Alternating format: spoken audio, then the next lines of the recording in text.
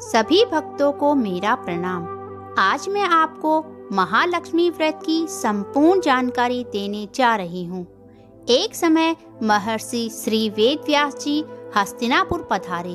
उनका आगमन सुन महाराज धृतराष्ट्र ने उनको आदर सत्कार के साथ हस्तिनापुर के राजमहल में ले आए।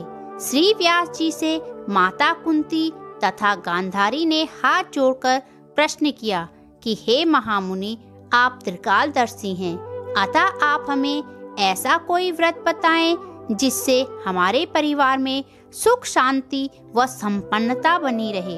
यह सुनकर व्यास जी बोले, श्री महालक्ष्मी जी के व्रत से आपके घर में सुख समृद्धि व संपन्नता रहेगी।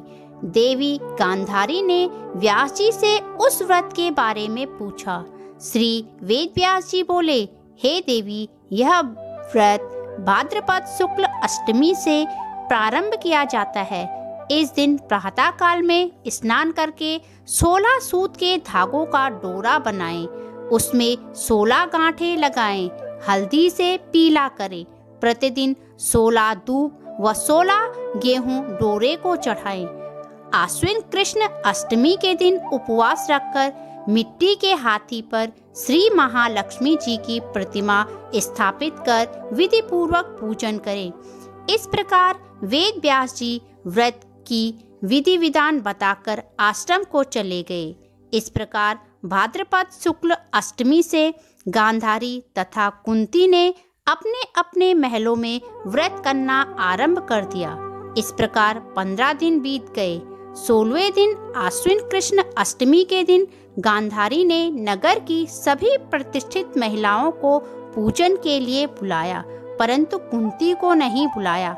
माता कुंती के महल में कोई भी महिला नहीं गई। इस प्रकार कुंती को अपमान महसूस हुआ व उन्होंने पूजा की तैयारी में कोई ध्यान नहीं दिया। जब पांडवों ने माता के इस दुख का कारण पूछा तो माता कुंती ने बताया कि देवी गांधारी के 100 पुत्रों ने मिट्टी का एक विशाल हाथी बनाया है, जिसके कारण सभी स्त्रियां पूजन हेतु गांधारी के महल चली गई हैं और मेरे यहाँ नहीं आई। इस पर अर्जुन ने बोला, हे माता, आप पूजन की तैयारी करें और ढिंढोरा पिटवा दें कि हमारे यहाँ स्वर्ग से ऐरावत हाथी आ रहा है। माता कुंती ने पूजा की तैयारी शुरू कर दी।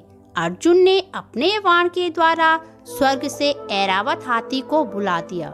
जब महल की स्त्रियों को यह पता चला तो वह सभी ऐरावत हाथी के पूजन हेतु कुंती के महल आ गई। उन सभी ने बड़ी धूमधाम से स्वर्ग से आए ऐरावत हाथी का भव्य स्वागत किया व उनके ऊपर लक्ष्मी जी की मूर्ति स्थापित करके विभिन्न मंत्रों के उच्चारण के द्वारा पूजन किया। वह ऐरावत हाथी को विभिन्न प्रकार के पकवान खिलाए व यमुना नदी का जल पिलाया। महिलाओं ने 16 गांठों वाला डोरा लक्ष्मी जी को चढ़ाकर अपने अपने हाथों में बांध लिया।